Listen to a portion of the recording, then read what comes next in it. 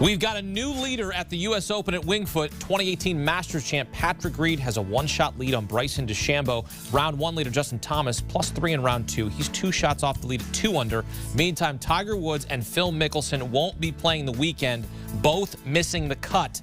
Tiger +10, while Phil was 13 over par. First time ever Tiger and Phil missed the cut at the same U.S. Open. Bryson DeChambeau had the round of the day, 268, caught an eagle on his final hole in the par 5 9th, crushed a 380-yard drive, went into the right fairway, then hit a pitching wedge to within 6 feet and made the eagle putt. Justin Thomas tied for third with Rafa Cabrera-Bello and Harris English at 2 under par. JT said he was exhausted after the round, both mental and physical grind. That's what Winged Foot will do to you. Only 6 golfers under par at Winged Foot going into Saturday. Get some instant analysis. Welcome to CBS Sports HQ golf analyst and Sportsline data scientist Rick Gehman. Winged Foot remains tough, playing even more difficult in the second round. Kyle, what made round 2 more difficult for the field than round 1?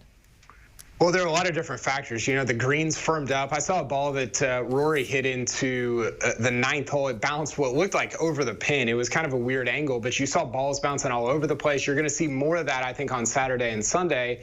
And you had some more tuck pins. You know, we saw a lot of center pins on Thursday, which makes just for an easier course. So you combine that with a little bit of wind on Friday.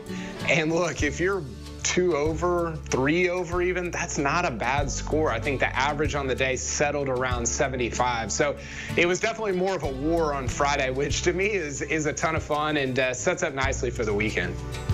Yeah, Winged Foot played more than 5 shots over par on Friday. That's what we were expecting out of Thursday's round. So all is right in the world. And Kyle's absolutely right. The factors are the firmness of the greens. So they got much more firm overnight. I know the staff was working hard on it all evening. And those tucked pin positions, you know, I think that's interesting because some of the quotes that we got from Thursday's first round was these pin positions are like member guest pin positions. You might as well stick them right in the middle and let these guys just hack it out to the middle and see what happens. You did not see that on Friday in the second round. If you missed even on the wrong side of the fairway, you would have trouble accessing some of these pins, let alone if you do miss the fairway entirely and you're stuck in that super thick rough at the mercy of whatever lie you're going to get. So combine all of that with just increased pressure as we get further and further into a major championship, and you saw scores much more reminiscent of that 06 U.S. Open than what we were seeing in the first round. Yeah, and we talked on Wednesday that it would be whoever could navigate this course better than anyone else that would win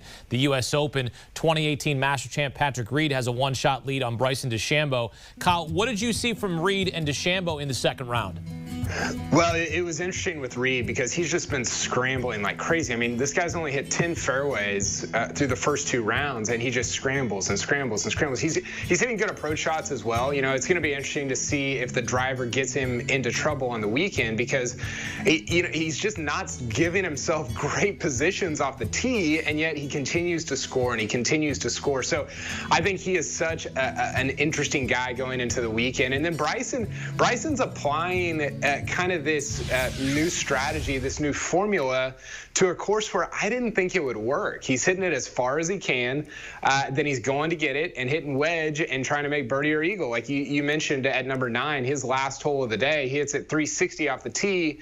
He's got a 9-iron into what should not be a 9-iron hole. And so when you apply it and it goes well, you're hitting driver straight. It works really, really well. The problem is if it goes badly, it can go really, really badly the other way. So I think both of these guys are playing with fire a little bit going into the weekend, but they remain fascinating characters in the game of golf, and I can't wait to see what they do.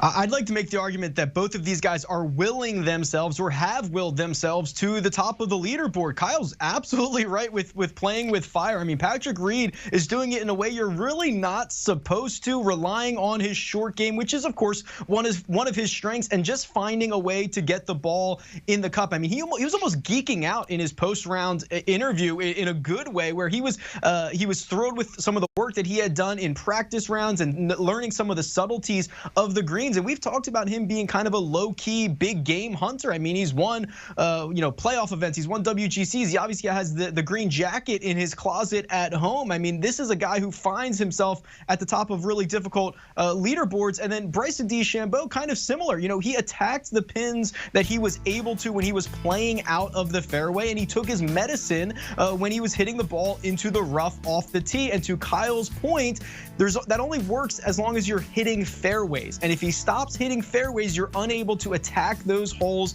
He did eat up number 9, the par 5, his final hole of the day, to make eagle there and get in under par. But both of these guys are just finding a way to get the ball in the cup here at the U.S. Open. It'd be pretty wild to see Bryson DeChambeau win the U.S. Open. That'd be something. That'd be something. Meantime, Tiger Woods and Phil Mickelson are going to win, which I'm really sad. Wingfoot just too much for Tiger and Phil. First time ever, Tiger and Phil missed the cut at the same U.S. Open, and both Kyle and Rick predicted it before the major tournament teed off. Take a listen. Rick, don't break my heart.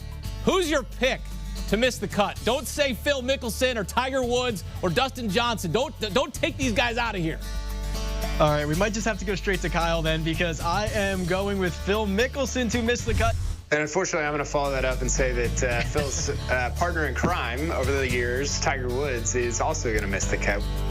I mean, that was free money right there. Basically free money for our viewers. How about the guy, Rick, that placed 45 grand on Phil to win?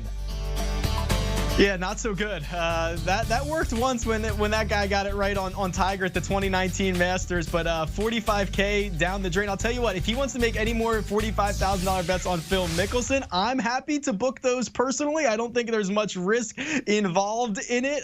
Phil just really struggling to find any fairway, get any momentum going on Friday. It's just much more of the same that we've seen from Phil Mickelson over the past year and a half, maybe 2 years, and that does not play well at a U.S. Open. Hakeem. Yeah, and I think with Tiger, you follow up what Phil did. Obviously, it went poorly, and I thought Tiger's game coming in was not very sharp. And what you see at major championships, and especially at a place like Wingfoot, is just everything you're doing a little bit poorly at a PGA Tour event, it gets exacerbated, it gets blown up. And so Tiger struggled in every facet. Thursday it was tee to green, Friday it was a short game around the greens and with the putter. And he, just coming into this event, look, we're not heroes for saying that these guys are going to miss the cut, but we were correct about it. And it's just, you look at them coming in, and it's hard to find something kind of like with the Jordan Spieth, just to be positive about coming in. And it's hard to flip that switch at a major championship. I know Tiger's done it before, but it's very difficult to do. And, we didn't see either one of them do it this week. Not all heroes wear capes. Some of them wear golf shirts like both of you guys do. All right, moving day is Saturday. Kyle, who are you projecting to move up the leaderboard? Well, I'm staying with my pick here. It's Jon Rahm. I picked him before the tournament. He kind of flew under the radar a little bit on Friday, Hakeem. He got it in the house at 1 over, so he's 1 over for the week, which is 5 back of Reed, but in the top, I think 12 right now, depending on where guys kind of finished up. And that, look, he's in it. He was on the PGA Tour last season. He was 3rd on tour in 3rd round scoring, and he was 5th on tour in final round scoring. He's been lighting up leaderboards in the final 2 rounds of events, and I think he's going to do the same this weekend at Wingfoot. Yeah, I think there's 2 guys that are really interesting, both very similar. Webb Simpson, but I really love Brendan Todd. I mean, these are 2 guys that hit a ton of fairways, and what we have seen in the first 2 days here at Wingfoot is if you are playing out of the rough, you are in big time trouble. And as this week continues to get harder, it's not getting any easier from here. We're going to ratchet this up on Saturday and Sunday. These pins are going to be tucked at even more. These greens are going to get super firm, super crispy. And if you're not playing out of the fairway, you're in big trouble. And Brendan Todd hits a ton of fairways. That's what he does. And then he's one of the best putters on the PGA Tour. So when he gets in these really awkward, undulating, confusing positions on these greens, I trust him to be able to figure it out. He's lurking, and I think it only gets better as the course gets more difficult. All right, there you have it. Rick Game and Kyle Porter, 2018 Masters champ Patrick Reed, 1-shot lead over Bryson DeChambeau going into Saturday. Guys, thanks. And hey, for more awesome golf content, join host Rick Game alongside Kyle Porter, Mark Immelman, Greg Ducharme on the First Cut podcast, delivering tournament previews, including DFS plays, picks, and analysis, while diving into the storylines that matter the most. The First Cut podcast. Download and subscribe today.